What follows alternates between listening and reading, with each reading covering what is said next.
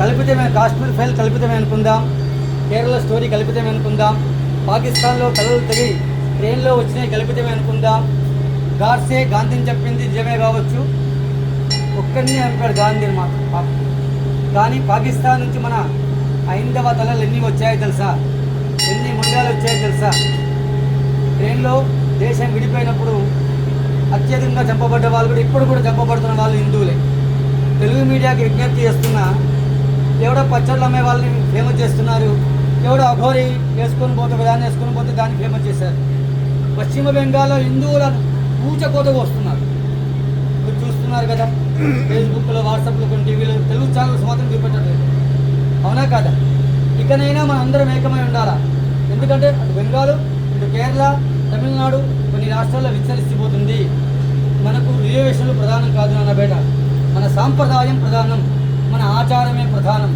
మన భావితరాల కోసం మనం ఏకమై ఉందాం, అఖండ భారతాన్ని నిర్మించుకుందాం, సమర్థమైన నాయకుడిని ఎన్నుకుందాం దయచేసి. ఎందుకంటే మన శక్తి కోసం, మన భూభాగం కోసం. పాపం తండ్రిని కొడుకుని చంపేశారు, ఎంత దారుణం. వాళ్ళకి వక్ఫ్ బోర్డు అంటేనే తెలియదు నిజంగా చెప్పాలంటే. సవరణ మాత్రమే చేశారు, ఏ దేశంలో వక్ఫ్ బోర్డు లేదు అన్న, ఒక భారతదేశంలో అంటగట్టారు. చట్టాలు చూసుకోండి ఎప్పుడు తయారు అయ్యాయి మన కోసం. ప్రార్థనా చట్టాలు కూడా అన్నీ కూడా మనకు వ్యతిరేకంగానే ఒక గవర్నమెంట్ సపోర్ట్ చేసింది, తయారు చేసింది. ఎందుకు? మనలో ఐక్యత లేక ఇలా చేసినది. ఇకనైనా దయచేసి భగవద్ బంధువులారా, హిందూ బంధువులారా, ఏకంగండి, అఖండ భారతాన్ని నిర్మించుకుందాం, అందరం ఏకమై ఉద్యమిద్దాం. హిందువులకు ఏమైనా మనందరం బయటకు వద్దాం, ఏమీ చేయనక్కర్లే. హిందువులు బయటకు వస్తే చాలు. దయచేసి బయటికి వస్తే, రాయచోటి చూశారు, వీరభద్ర స్వామి మీద రాళ్ళు వేశారు, మీ అందరికీ తెలిసినది. మనము ఏ యాత్ర మీద రాళ్ళు వేయం బిడ్డ. ఇక్కడైనా మారండి దయచేసి, శక్తి కోసం, మన భూభాగం కోసం, మన సాంప్రదాయం కోసం, మన పెద్దల కోసం ఎంతో త్యాగబలంతో ఇలా ఉన్నాం. ఇకనైనా మీరందరూ ఏకమవుతారని ఆశిస్తున్నాను. ఎవరో ప్రాస్టర్ చనిపోతే రోజు బ్రేకింగ్ న్యూస్ చేశారు, అవునా కాదా? హిందువులు ఊచకొదకు వస్తుంటే ఒక్క తెలుగు ఛానల్ కూడా మన గురించి ఖండించదు, ఒక ప్రతిపక్షం కూడా ఖండించదు, అవునా కాదా? ఓవైసీ ఏమన్నాడు? పాలస్తీనా తగలబడుతుంది అన్నాడు ఇజ్రాయెల్ దాడుల్లో ఎక్కడో. మరి ఫస్ట్ వెస్ట్ బెంగాల్లో బంగ్లాదేశ్లో ఎందుకు చనిపోతున్నారు కదా?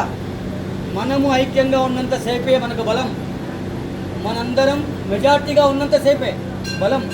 మన మైనార్టీలో పడితే మన శక్తికి మనకు రక్షణ ఉండదు, బలం ఎక్కడో లేదు బిడ్డ, మన దగ్గరే ఈశ్వరుడు ఇచ్చాడు. అందరం ఏకమైతే బలంగా ఉంటాం. తాడు ఎంత గట్టిగా ఉంటుందో అన్నీ ఉన్నప్పుడు అలా ఉండాలి. రామనామ జపం చేసుకుంటూ రాముడు హనుమంతుడు మన శక్తిని ఇవ్వాలని కోరుకుంటున్నాను. మీరు 10 మందిని రెడీ చేయండి, మీరు 10 మందిని దయచేసి. షాపులు ఎవరైనా ఉంటే, మీ ఇంట్లో శక్తి ఉన్నది, అమ్మాయి ఉంటుంది, నీకు పుట్టిన అమ్మాయి ఉంటుంది, మీ చెల్లెలు ఉంటుంది, మీ తోగుట్టు ఉంటుంది, మీ ఇల్లాలు ఉంటుంది, వాళ్ళే శక్తి.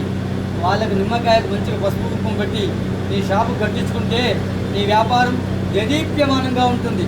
నీ ధర్మానికి హాని చేసేవాడి దగ్గర నువ్వు కట్టించుకుంటే నీ ధర్మం ఉండదు, నీ షాపు ఉండదు, నీ సంపద ఉండదు, నీ శక్తి కూడా ఉండదు. దయచేసి ఇకైనా అందరం ఏకమై ఉందాం, అఖండ భారతాన్ని నిర్మించుకుందాం. సర్వే జన సుఖినో భవంతు. భారత్ మాతా కీ సనాతన ధర్మ కీ, భారత్ మాతా కీ సనాతన ధర్మ కీ, భారత్ మాతా కీ సనాతన ధర్మ కీ. సీతారామచంద్ర భగవాన్ కీ, సీతామాయి కీ, పవన సుత హనుమాన్ కీ.